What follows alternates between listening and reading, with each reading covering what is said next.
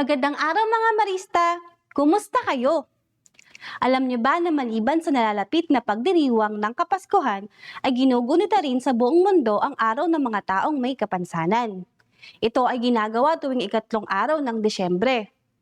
Sinimulan itong gawin ng United Nations noong taong 1992 upang mabigyang halaga ang mga karapatan at kapakanan ng mga taong may kapansanan sa buong mundo. Dito sa Pilipinas, mayroon tayong batas na nagbibigay halaga sa karapatan ng mga taong may kapansanan. Ito ang Republic Act No. 7277 o ang Magna Carta for Disabled Persons.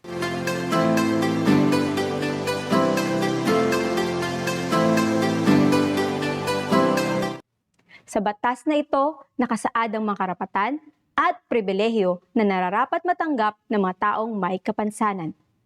Ang batas na ito ay nagawa noong 1992.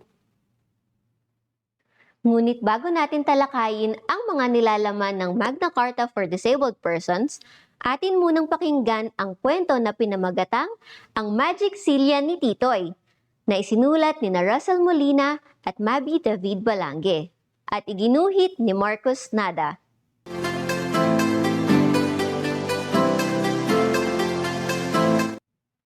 Tayo nang makinig ng kwento at magpalawak ng kaalaman dito sa Kwentuhan at Iba Pa, kung saan may kwento ka na, may dagdag kaalaman pa.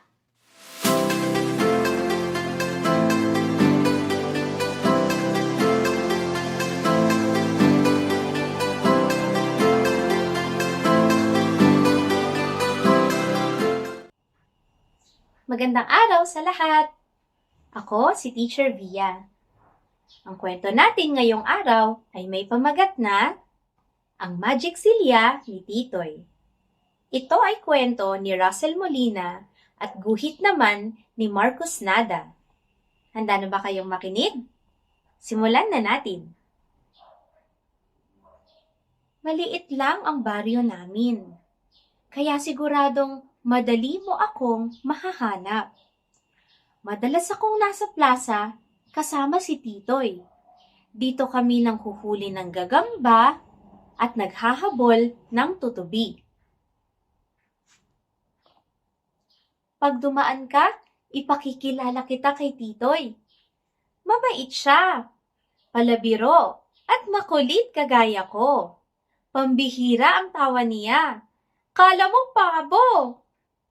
At alam mo ba, meron siyang magic silya.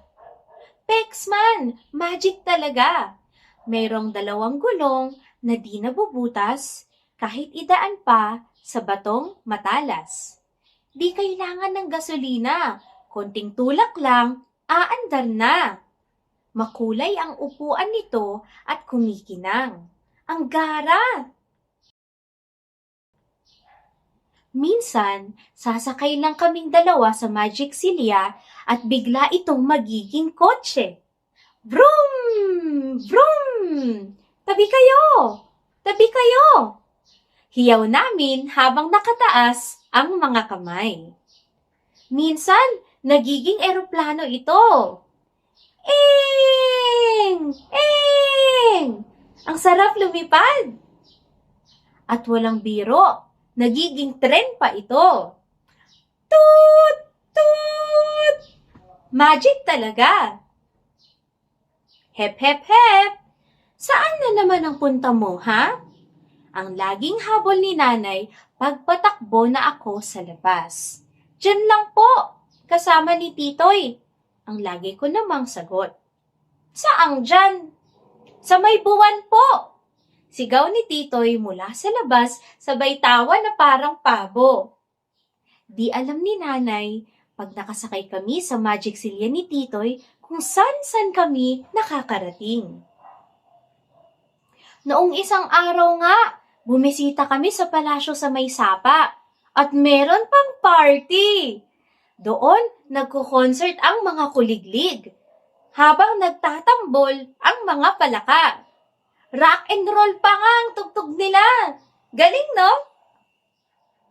Kahapon na may, nagpunta kami sa kaharian ng mga tilapia. Doon nagsasalita ang mga isda.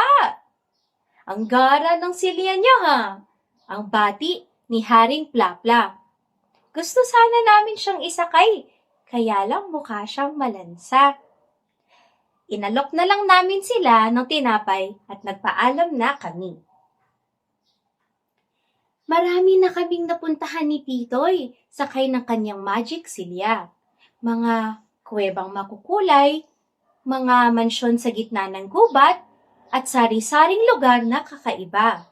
Bibilib ka! Sayang nga, at kami lang ang nakapamamasyal. Yung mga ibang bata kasi ayaw makipaglaro. Umiiwas sila kay Titoy tuwing dumadaan siya. Nahihiya ata. Pag nasa plaza sila, di nila niyayaya si Titoy mag-basketball. Di nila pansin ang kotse pag umaarangkada. Di rin nila rinig ang eroplano at tren. Tanging nakikita nila ay ang anyo ni Titoy. Wala kasi siyang binti. Ipinanganak si Titoy na di tulad ng ibang bata. Sabi ni nanay sa akin. Kaya para makaparuot pa rito siya, kailangan niya ng wheelchair. Oo nga pala, wheelchair daw ang tawag sa magic silya ni Titoy. Pero bukod doon, dugtong ni nanay, di siya kaiba sa inyo, di ba? Tara na! Tara na! Hiyaw ni Titoy mula sa labas. Hinihintay na tayo ng prinsesa sa may palayan. May bago na naman kaming pupuntahan. Si Titoy talaga, kahit walang binti, kung san-san nakakarating. Balang araw, makabibisita rin ng ibang mga bata kay Haring Plapla. Maririnig din nila ang tugtugan sa sapa. Balang araw ay makikita nilang walang ipinag-iba si Titoy sa kanila. At mahahanap din nila ang aking nakita. Isang kaibigan. Vroom! Vroom! Tabi kayo! Tabi kayo! Eng! Eng! Tut! Tut! Dumaan ka sa plaza. Dito mo kami makikita. Nanghuhuli ng gagamba, nakikipaghabulan sa tutubi, nakasakay sa magic silya.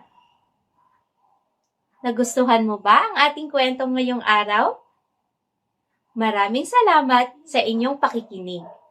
Hanggang sa muli! Paalam!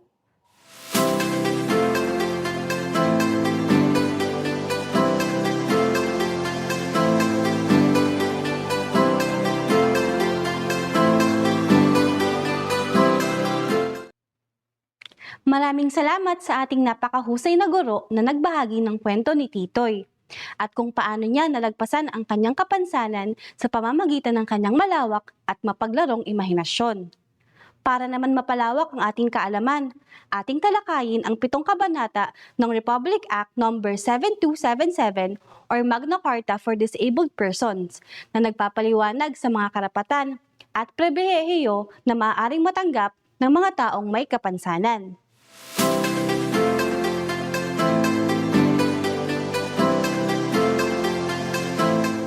Una, sa larangan ng trabaho.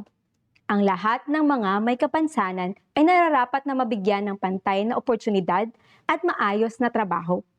Makatanggap ng pantay na kompensasyon o sahod, pribilehiyo o mga benepisyo katulad ng mga walang kapansanang manggagawa. Sila rin ay dapat mabigyan ng oportunidad na mapalawak ang kanilang mga kaalaman at kakayahan sa trabaho sa pamamagitan ng mga training programs na maiaalok ng kanilang mga pinagtatrabahuan o ng gobyerno. Pangalawa, ang lahat ng may kapansanan ay nararapat na makatanggap ng dekalidad na edukasyon at sapat na oportunidad na malinang ang kanilang kakayahan. Magkaroon ng pagkakataon na makatanggap ng tulong pampinansyal sa pamamagitan ng scholarship grants, student loan programs, subsidies o ibang incentives na makakatulong sa kanilang pag-aaral. Kailangan din ay bigyan sila ng paaralan na may kumpletong sistema na pantay sa lahat. Pangatlo, sa aspeto ng kalusugan. Ang mga taong may kapansanan ay nararapat na mabigyan ng angkop na serbisyong medikal, proteksyon at akses sa mga ospital at ibang lugar na may mga kaugnayan sa aspetong pangkalusugan. Pang-apat, sa aspeto ng auxiliary services. Karapatan ng mga taong may kapansanan na makatanggap ng mga auxiliary services na makakatulong sa kanilang pakikisama at partisipasyon sa komunidad at lipunan, at programa na naaayon sa kanilang pangangailangan. Panglima, sa aspeto ng telekomunikasyon.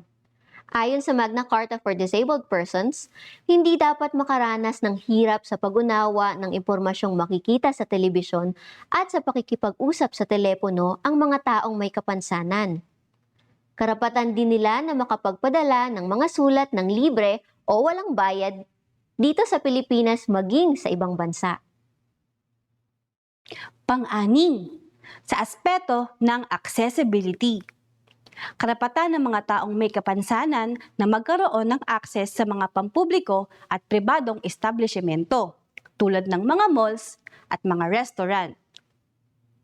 Mabibigyan din sila ng discounts sa mga pampublikong sasakyan at permiso na makapagmaneho ng mga sasakyan katulad ng mga taong walang kapansanan.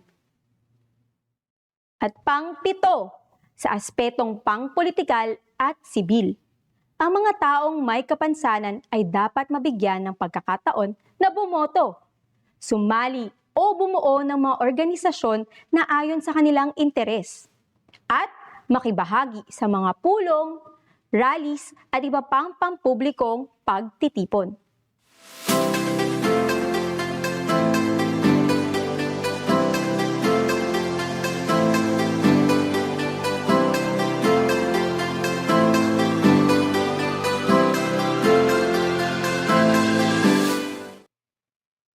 Ayan, Marista!